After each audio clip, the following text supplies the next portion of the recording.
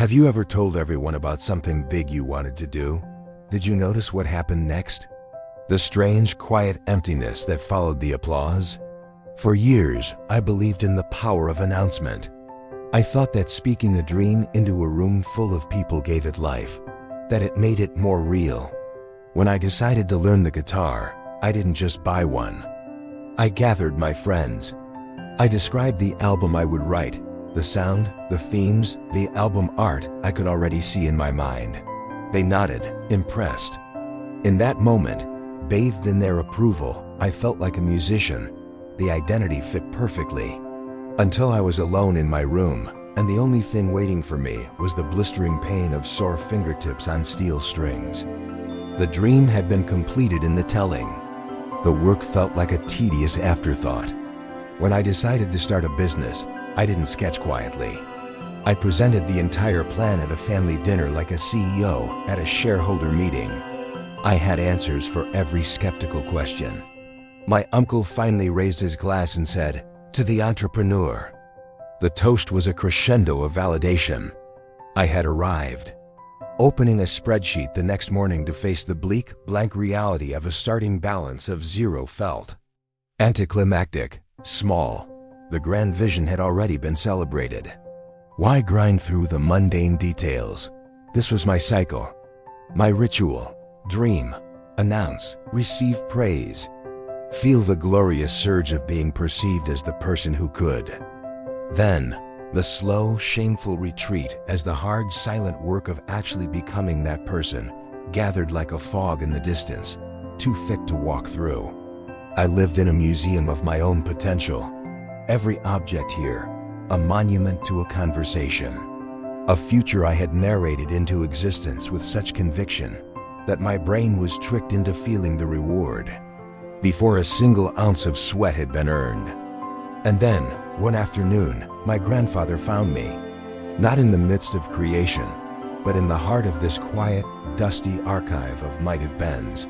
He was a shipwright, a man who understood that true things that must hold together in deep, silent water, are built in quiet, not proclaimed from rooftops. He didn't give me a lecture. He gave me an experiment. "We are going to learn about density," he said the next morning in his workshop, a place that smelled of deep time and honest labor.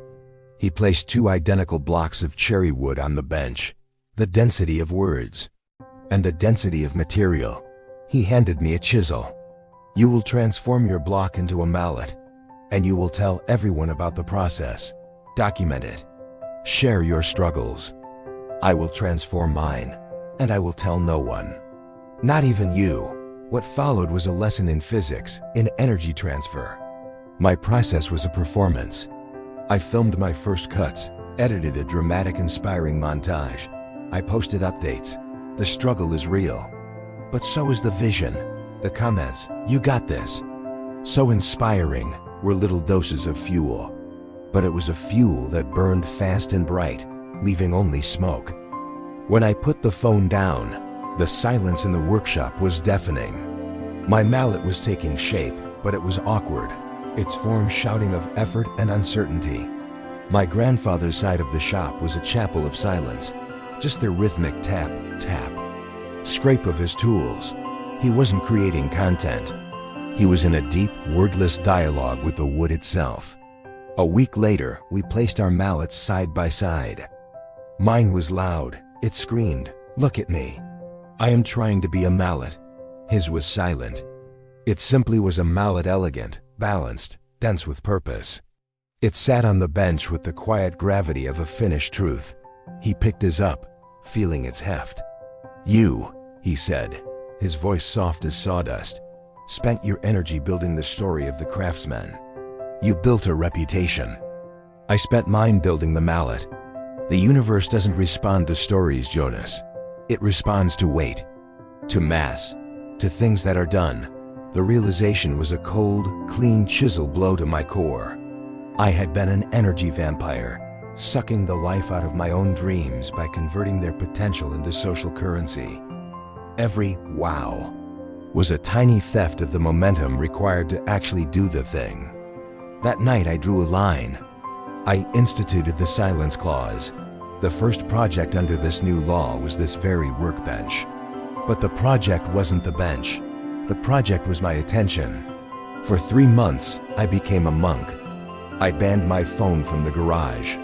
When asked what I was doing, I'd say, just messing around. The itch to share was a physical withdrawal. But in that quiet, something miraculous grew. Competence, patience, a relationship with the wood that was private and profound. The satisfaction was no longer a spike of adrenaline from a like, but a slow, deep warmth from a joint fitting perfectly, snug and true. The day my father saw the finished bench, a fortress of oak, his jaw went slack. "When did you learn to do this?" He stammered. His confusion was my triumph. The proof was so physically undeniable, it needed no announcement. The bench was the announcement.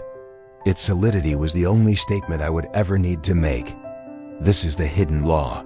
Dreams need darkness to root. They need the quiet, fertile soil of unobserved effort. When you speak them too soon, you expose their tender shoots to the harsh, drying air of other people's opinions, even their praise. You let the world water a seed with words, and it drowns in the echo. So I ask you, what is currently in your announcement phase? What future are you describing so vividly that you've tricked yourself into feeling you've already lived it? Identify it, then enact the silence clause. Stop talking about the book. Write the paragraph, today, in a document no one has access to. Stop explaining your startup idea. Build the ugly, functional prototype. In private, stop announcing your fitness journey. Just lift the weight.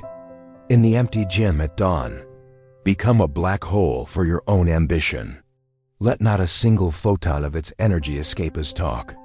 Let it all collapse inward, building irresistible density, until the gravity of what you are creating pulls the world toward you, without you ever having to say a word.